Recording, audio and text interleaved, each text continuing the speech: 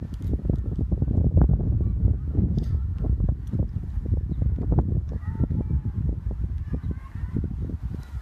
we go.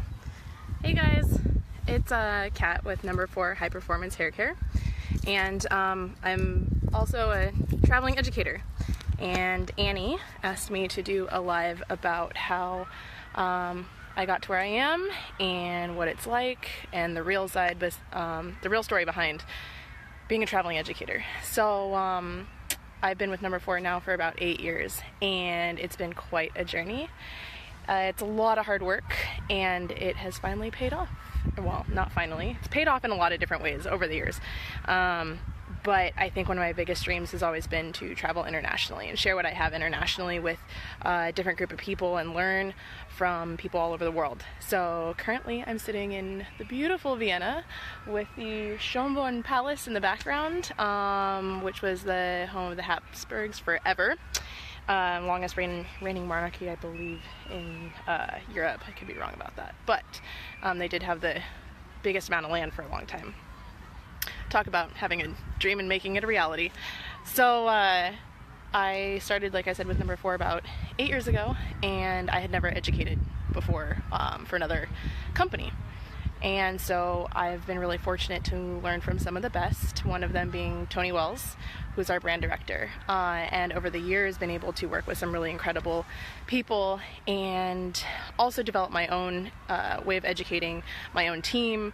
I train all over the country in the United States. I train all of our new incoming educators. I help them grow. My biggest thing is creating a team, because I feel like one person can't do it all on their own, and the better that you can make somebody else, the more you're going to learn and the more that you're going to get out of situations.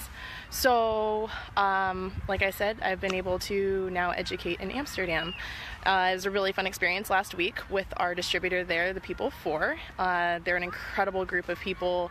They have education down to a T. Their leader, their education leader director, Louise Reeves, is amazing. She's been an educator with many different companies over the years, so it was great to meet her too. We had countries from all over Europe: Croatia, Germany, Sweden, I believe Switzerland. I always get those two mixed up, which I know is not the best thing to do. The Netherlands, and a few others. So that was really incredible to get a group of people together who not only, there were some language barriers, but the really cool thing that I learned on this trip is that hair is a universal language. So that's what I took away from it, is I could be describing something and maybe that doesn't come across, but as soon as I show somebody how to move your hand or how to use a product or something like that, it automatically clicks. And so that was really inspiring to know that I could go anywhere in the world and speak the same hair language as somebody else. So that was a huge takeaway for me, that our community is really just inspiring and incredible. And no matter where you are and no matter what language you speak, that you can have a common ground. And not every occupation gets that. So I think that we're really fortunate to have that. It's not all fun and games.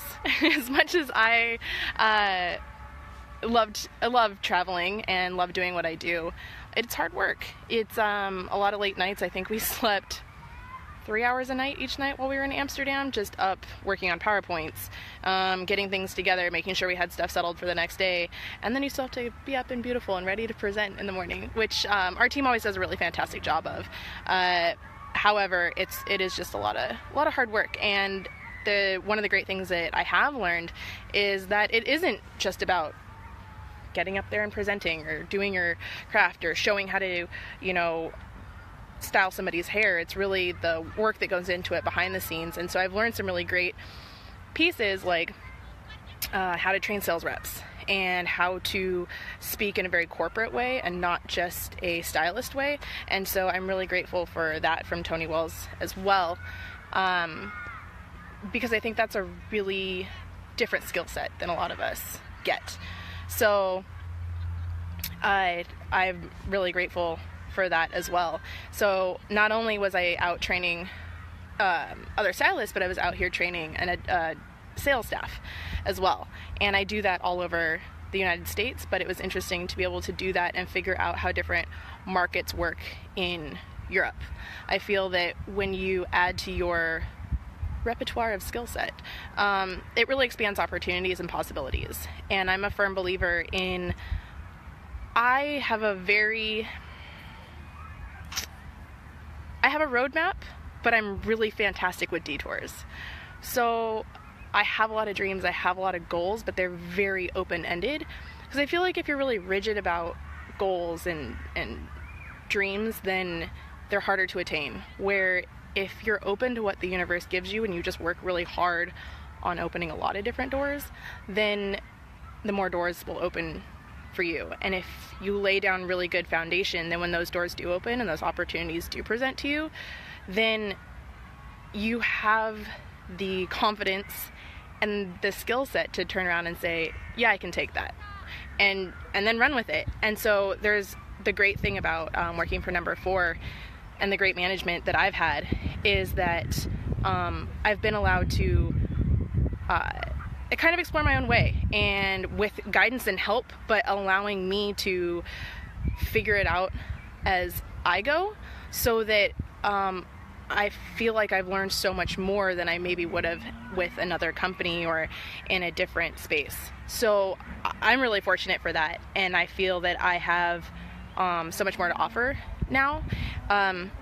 Not to say that if you're just an amazing artist, you don't have something incredible to offer, but I think having the background of a corporate environment gives me a ledge up. It also gives me something where I know the work that goes in behind creating a show, or creating a class, or creating a team, or, making sure down to the checklist, right? Like, so we know that we're having, if we have 30 people, we have 35 marketing material pieces, or whatever that is, just down to the minute detail, to make sure that everything can go off without a hitch.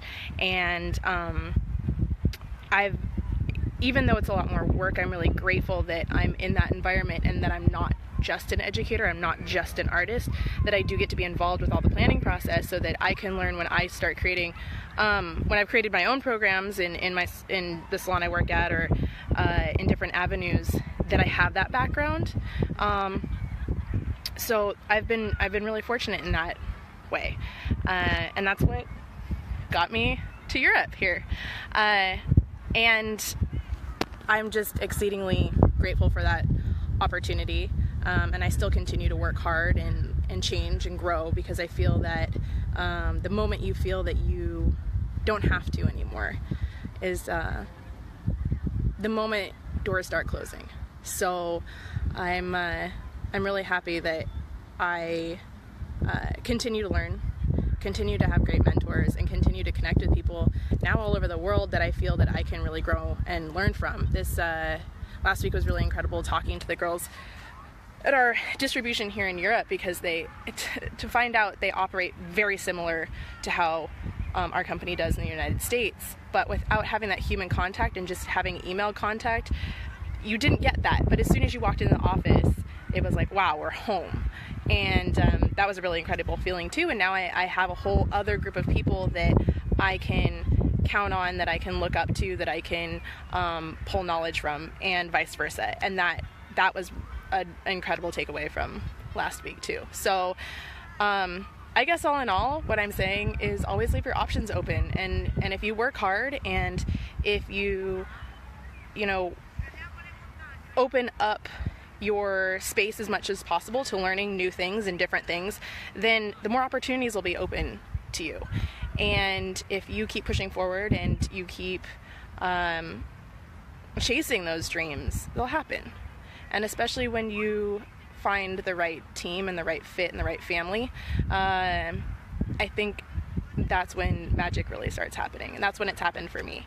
And I'm so grateful for my team at Number 4. I can't thank them enough. I can't express the gratitude that I have, and I wouldn't be where I am in my career if I didn't have them. So if anybody ever has any questions or wants to know how you become a traveling educator, how more about my story, please let me know. You can find me on my Instagram, Kat Nacario. It's Nacario, hairstylist. You can always direct message me. Or on Facebook. I think I tag myself in here. I'm not on Facebook all the time, so I don't exactly know how it works. But thanks for tuning in, and I hope that answered some questions about how you kind of become an educator and opening up some doors. And for now, check out the view of Vienna. Bye, guys.